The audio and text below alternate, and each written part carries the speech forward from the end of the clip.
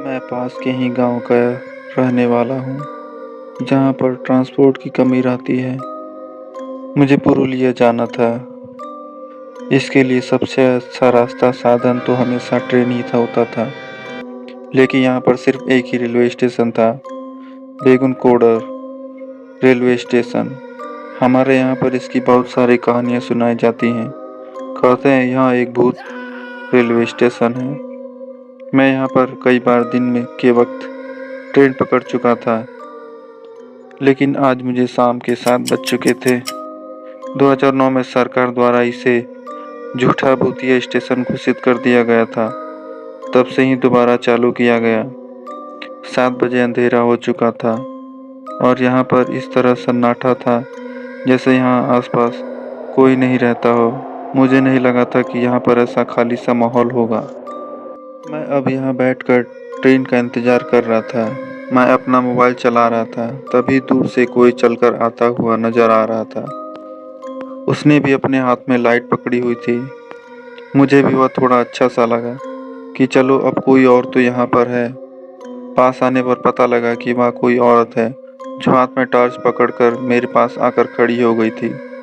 उसने सफ़ेद रंग की साड़ी पहन रखी थी। पहले तो मैं थोड़ा सा डरा, क्योंकि सफ़ेद साड़ी में भूत की कई कहानियाँ यहाँ सुनाई जाती थी। लेकिन पास आने पर वह खूबसूरत महिला थी जो जरा भी डरावनी नहीं लग रही थी। तब जाकर मेरा थोड़ा डर कम हुआ। वह मेरे पास आकर खड़ी हो गई, मुझसे पूछने लगी कि गाड़ी कब आएगी। तो मैंने जवाब दिया, आधा घंटा लग जाएगा। इतना सुनकर वह मेरे पास आकर ही बैठ गई। मैं थोड़ा सा तो हैरान था कि आखिर अकेली लड़की रात के समय क्यों आई है। मैंने उससे पूछ लिया, तुम अकेली इतनी सुनसान जगह क्यों आई हो? यह जगह भी तो सुरक्षित नहीं है, और यह सफ़ेद साड़ी क्यों पहन रखी है? उसका जवाब अलग था। उसने कहा कि उसका गांव पास में ही है। वह वैसे पुरुलिया में काम करती है। रात को सफ़ेद साड़ी में यहाँ पर ज़्यादा से सुरक्षित होता है।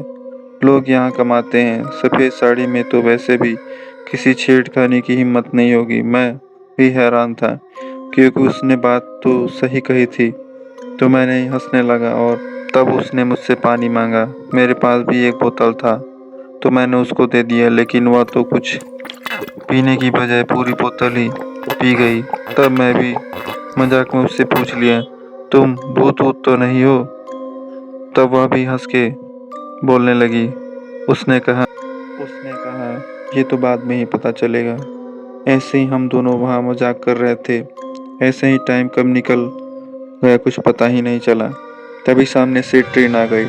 ट्रेन यहाँ पर 5-10 मिनट रुकी तो मैंने झट से ट्रेन पर चल गया, लेकिन वह लड़की वहीं नीचे खड़ी मुस्कुरा रही थी।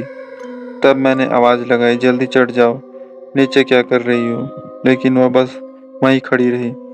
मैंने अब बस उसे हैरानी से देख रहा था। तभी ट्रेन चलने लगी। मैं इंतज़ार कर रहा था कि कब वह मजाक बंद करके ट्रेन पर चढ़ेगी, लेकिन तभी उसने ऊंची आवाज़ में बोला, तुम अच्छे इंसान हो, तभी बच गए। इतना कहकर वह मेरी आंखों के सामने से गायब हो गई। मैं डर कर सहम सा गया। मैंने ऐसा कभी ज़िंदगी में नहीं देखा था। मुझे उसकी हर बात याद आ रही थी। मुझे यही कहानी भी याद आई जब 1962 में यहाँ कई लोगों की मौत हुई थी।